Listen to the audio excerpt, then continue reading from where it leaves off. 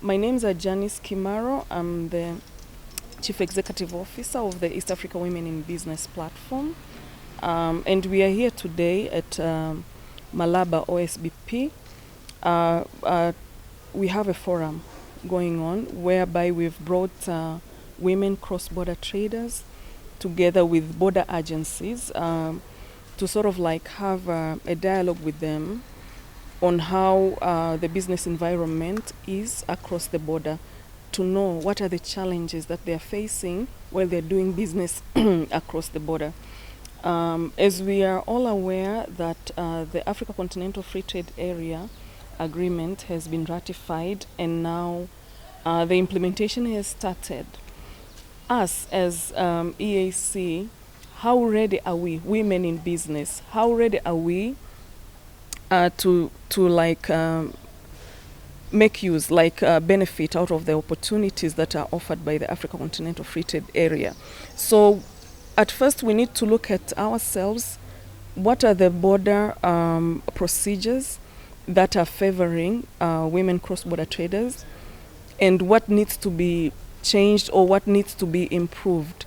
So we are here discussing with the border agencies what the various challenges the women have. And of course the border agencies, of course, they are also trying to educate the women on the different procedures that are available. We are trying to make the cross-border women traders to have a formal businesses, because now when you're talking about regional and continental free trade area, you need to have a formalized business for you to be able to benefit out of the opportunities that are offered under these initiatives. Some of the recommendations, first, there is an issue of permits. I think in most of OSBPs, the immigration, they are not allowed to issue like the emergency, we call emergency passports or permits. For instance, from the Namanga border, we have learned that for the traders to be able to get the permits, it has to be during the working days, and they have to go to Longido, or they go to Arusha, or they go to the other side of the country, which makes it impossible for them to, or difficult for them to get the permits on time. Secondly, we are looking at Tanzania. The laws and regulations of getting the permits in Tanzania, the emergency permits, they're only used once. While you look at the Kenyan side, the permits, those temporary permits, they cover a period of 1 year, and it's not like a single entry like Tanzania. So we gave out recommendations that the immigration from the Tanzanian side, they have to look at it, and of course, probably they need to look at having a desk at the OSBPs whereby these women can easily access the temporary permits are processed at the border. Here we have the issue of the STR list, which is way outdated.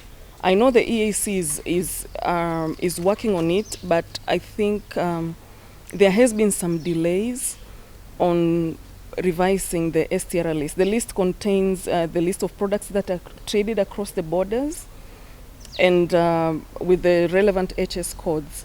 So that sort of like helps the women who are doing businesses in such items to get some exemptions in paying import duty. That list is long outdated, and of course people do not know it, so we need to carry out some sensitization workshops, and of course there is a need of having the list displayed in all the borders for the traders to be able to know that there is such kind of a list that is existing. The third issue, I think we can learn even from outside here. This is a non-tariff barrier. We see there are a lot of trucks around here. You know, like for me, it's the first time to see such a long queue, over 40 kilometers of trucks that are delayed because I think the scanner has an issue. So it's something that the government needs to look at, because now we are talking about facilitating trade. Now we have the OSBPs, but then what's the use of having the OSBPs and then you have such a long queue waiting for some days? It becomes too costly for the business people to sort of like do business, because they need to pay for the trucks to be here maybe for 2+ weeks or a number of days. They need to pay for the fuel, they need to pay the drivers. Some consignment might even get spoiled because of, for instance, if you're carrying perishables, you don't expect for them to survive here for more than 3-4 days waiting for clearance for them to be fresh, reaching the other side of the border. So yeah, those are the few challenges we have, and we will just put them out. The good thing, we have the representation from the relevant ministries, so when the report comes out, it will be shared, and of course we expect that we'll have like interventions from the policy. I'm Echairi Harriet from Uganda Women Cooperative Society.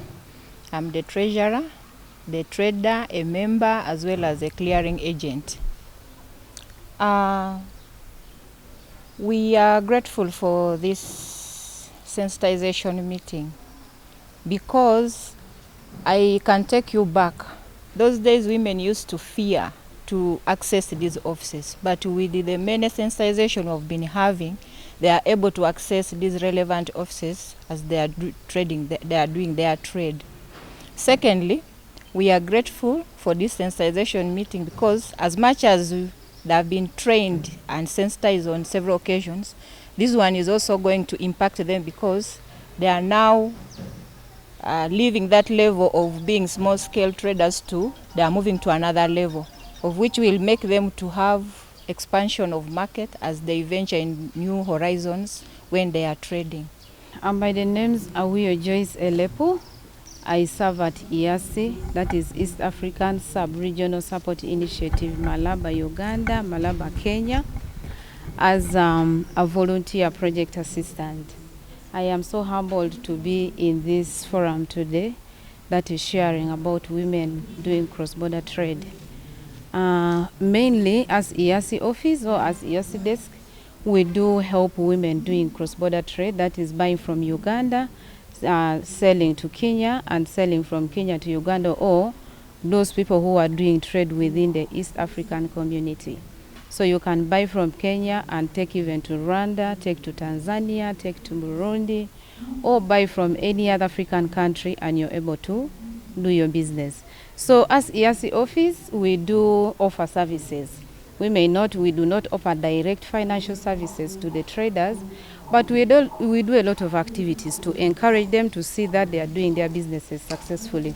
First of all, we have what we call simplified certificates of origin as the core purpose or the purpose of the training today. So we are really so enlightened that they are talking about the simplified certificates of origin. So as an office, we work hand in hand with URA, with the KRA.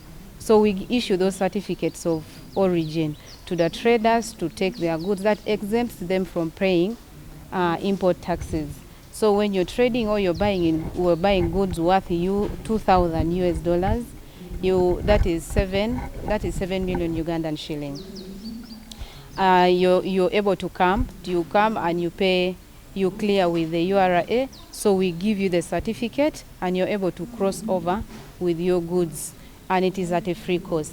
We also do sensitization on trade. We do encourage these women to do proper channels of doing their businesses. They have to use the right routes of doing businesses. So we are trying to do this to avoid these women from using the panya routes or the illegal routes of trade. So we encourage them, and we've actually encouraged a lot of them, a good number of them, to use the right routes to do their trade. We also emphasize them we encourage them to use the digital kind of business, where we have platforms where they do market their businesses or market their goods. Like we have what we call iSoko or Ishoko, where they post, it is an app that they use in their smartphones, whereby a trader posts a product to the platform, and you're able to post it, and people within the East African community are able to see the product and make orders online. You send them online, they make orders. If, for example, if you're selling liquid soap, you post it and someone is able to see your amount or the quality you have, and the person orders like 2-3 jerrycans, and you're able to deliver without you reaching out to them. So we also do a lot of, we encourage them within our organization. They've formed what we call cooperatives or circles. So they buy shares, they save within their groups, and they are able to borrow soft loans.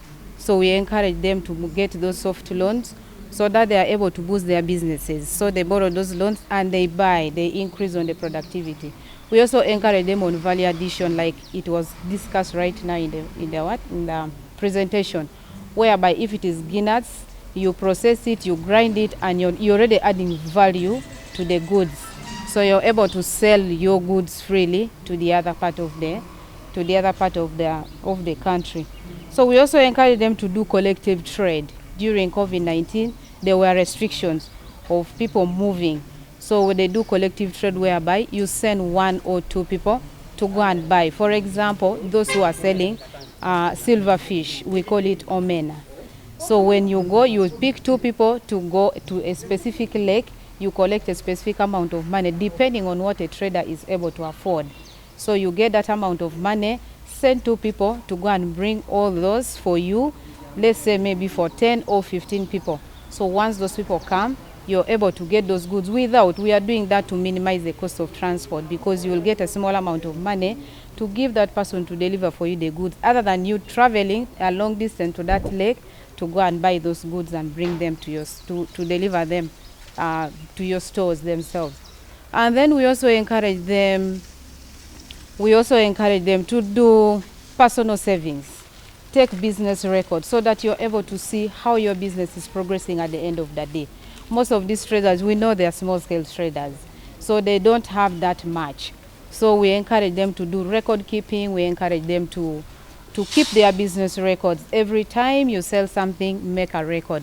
Minimize costs, at least avoid extravagant expenditures on buying things that you will take your profits at the end of the day.